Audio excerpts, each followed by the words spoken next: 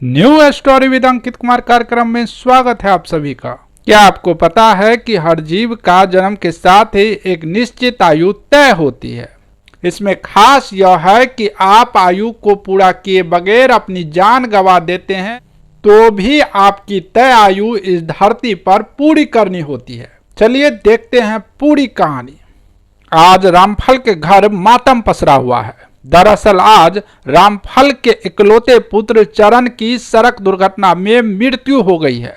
इस घटना के बाद पूरे इलाके में सनसनी फैल गई है। वहीं घटना के बाद सबको देखने के लिए चरण के घर में लोगों की भीड़ उमड़ रही है। लोगों के जुबान पर महज इतना है कि अभी महज 4 दिन पहले ही चरण की शादी हुई थी। शादी के महज 4 दिन बाद अचानक उसकी मृत्यु से हर कोई हतप्रभ था। वहीं चरण के शव के पास रोती बिलखती उसकी पत्नी निर्मला बदहवास थी। उनके आंसू रुकने का नाम नहीं ले रहा था। हर कोई इस घटना पर रामफल के परिवार पर तरस खा रहा था। इस बीच अचानक धर्मलोक में धर्मराज चित्रगुप्त से चरण के मौत को लेकर हिसाब किताब करते नजर आते हैं। इसी दौरान चित्रगुप्त धर्मराज से कहते हैं कि अभी चरण की मृत्यु में 65 वर्ष बचे हुए थे।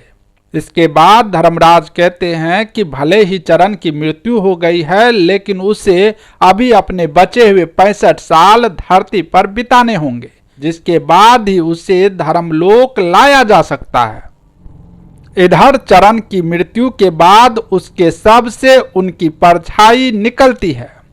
वह परछाई अपने आसपास सभी लोगों को गहरी नजर से निहारता है।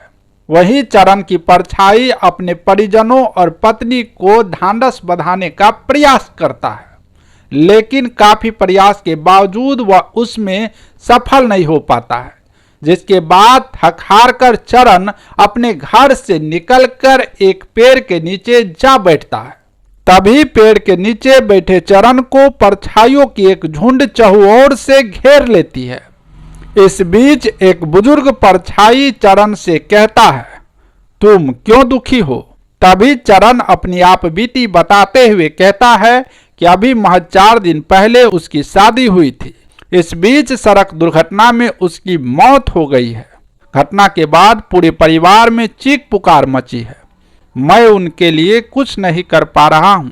अभी चरण से बुजुर्ग परछाई ने कहा, चलो हम सब तुम्हारे साथ तुम्हारे घर जाते हैं और देखते हैं कि तुम्हारे लिए तुम्हारे परिजन कितने दिन तक दुखी रहते हैं। इनके बाद पलक झपकते ही सभी परछाई चरण के घर पहुंच जाते हैं।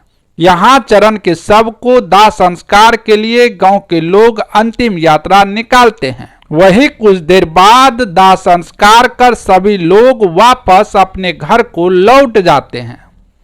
मृत्यु के कुछ दिन बाद शोक सभा का आयोजन किया जाता है। मृत्यु भोज दी जाती है और समय बीतने के साथ चरण के परिजन एक एक उसे भूलते जाते हैं और अपने काम की ओर अग्रसर हो जाते हैं। यह देख चरण का मुंह टूट जाता है, क्योंकि घटना के महज कुछ दिन बाद चरण की पत्नी निर्मला अपने माता पिता के साथ मायके लौट जाती है। वहीं कुछ दिन बाद अपने परिजनों के कहने पर निर्मला दूसरी शादी कर अपना नया जीवन शुरू कर देती है। चरण के साथ वहां मौजूद परछाइयों ने अपने परिजनों को लेकर कुछ इसी तरह की कहानी बयां की। इस बीच उस बुजुर्ग परछाई ने कहा, यह संसार एक माया जाल है।